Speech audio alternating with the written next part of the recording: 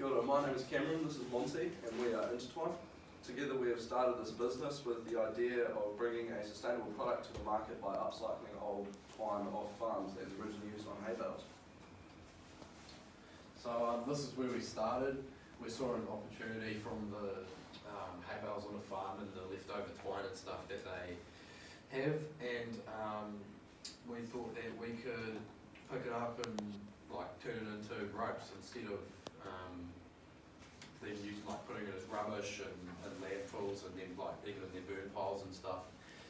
We came up with the idea of turning them into strong, long-lasting ropes, and yeah, we've been working hard to make them into a nice product. So during the development we started just plaiting ropes together using bits of twine off conventional bales, but this took a really long time to plait, and also it didn't look very good because they had knots in the middle of them where they'd been tied.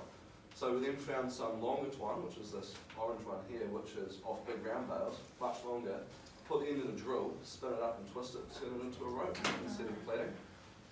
And that was much faster, much easier. It was just less resistant to frame, everything much stronger. It was a much better rope. So that is the final design we've come up with there. It looks good. And we'll also vary lengths and things, so those are mainly just prototypes. So for our vision, goals and values, our vision is to become an environmentally friendly and sustainable company, contributing to helping the environment by upcycling old waste.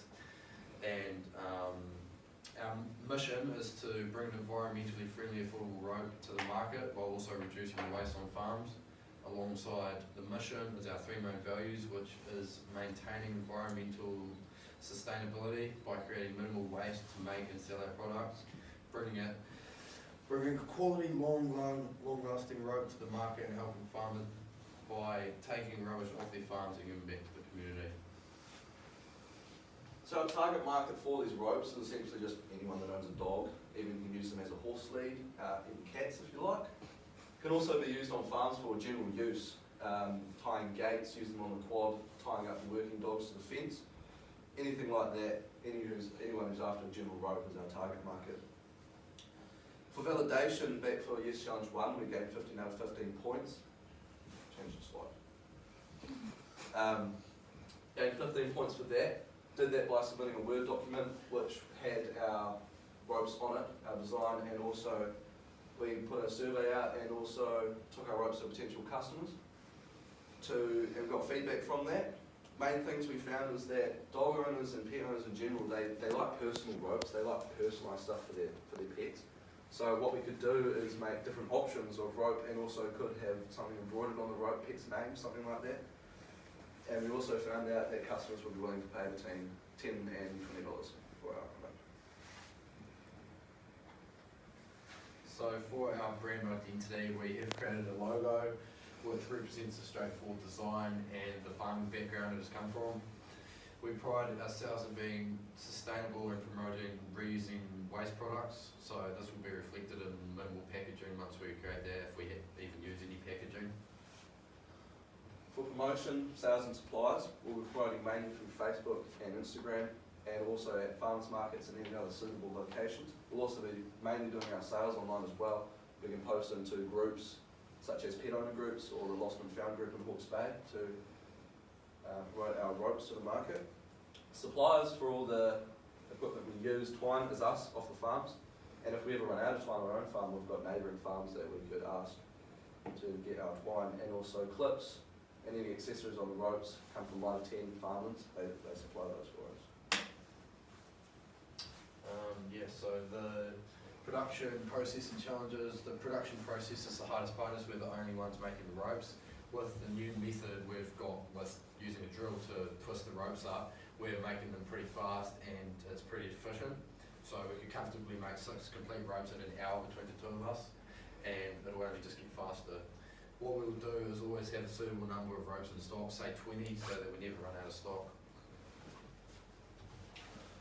For costs, to break even, say we sold 30 ropes over the year at $10 each. Production cost is $4.50 per rope.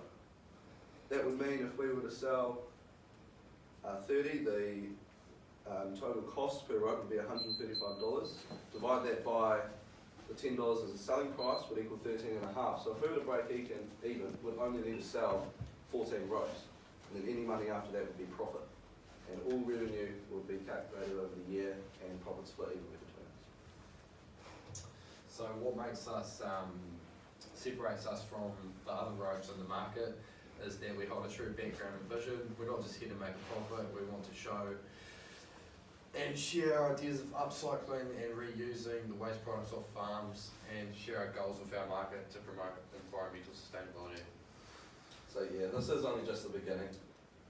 We've got future plans of making anything upcycling off a farm, use old car tyres to make swings, anything like that. But to begin with, we've just decided to make dog leashes, and that's how we're going to do it.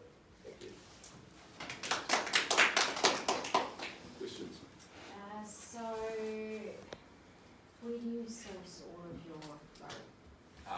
From farmers who, like, they feed out their bales, they cut the rope off, and then they just don't have a use for it.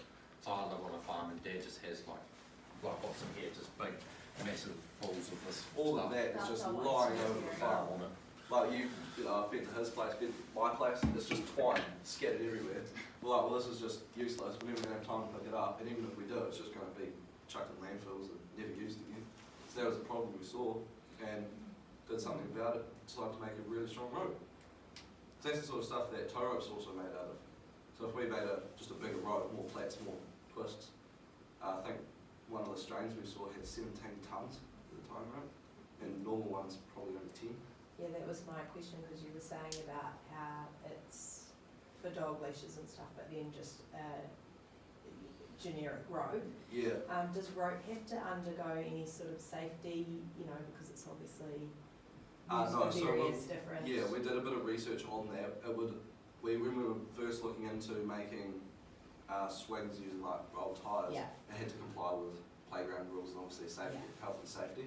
But general ropes, no, they don't. But if we were going to be using them for towing, yeah, they would have to go through Like proper that- tests. That's a winch rope made out of the same sort of stuff, and that'd have like a massive strain, like that would. Something like that, I think, from what I've seen, when I go looking for them, they're around 10 tonnes, but they're ridiculously expensive. So Yeah. something like this is reusing old waste that will never get used again. So you're doing something stronger for relatively cheap. Well done for using a wasted product. Yeah. It's good. Yeah. So how do you conceptualise the jump from sitting in a chair plating to using a drill? I've been doing a bit of research online, and also when I've been going around the stores looking at ropes, I'm filled with them and twist my rope. This one's twisted, like how's it twisted? So I searched it up, watched a few YouTube videos. Untwist it, it sort of comes apart, just Yeah. goes straight back together. Yeah, you do it, one person holds it, other one ends on the drill, spin up the drill, twists it ridiculously, and then you fold it in half, and if you just let it go, it'll twist up and turn into that. So it's really easy to make, and after that we can plait a handle, knot around, and put it. And because there is like machines and stuff which do the same thing, but I mean that could be something we work towards to maybe having a machine which is. This was our life plan. Get a machine to do it for it. Yeah, big goals. That's So fantastic. yeah, that's pretty much it.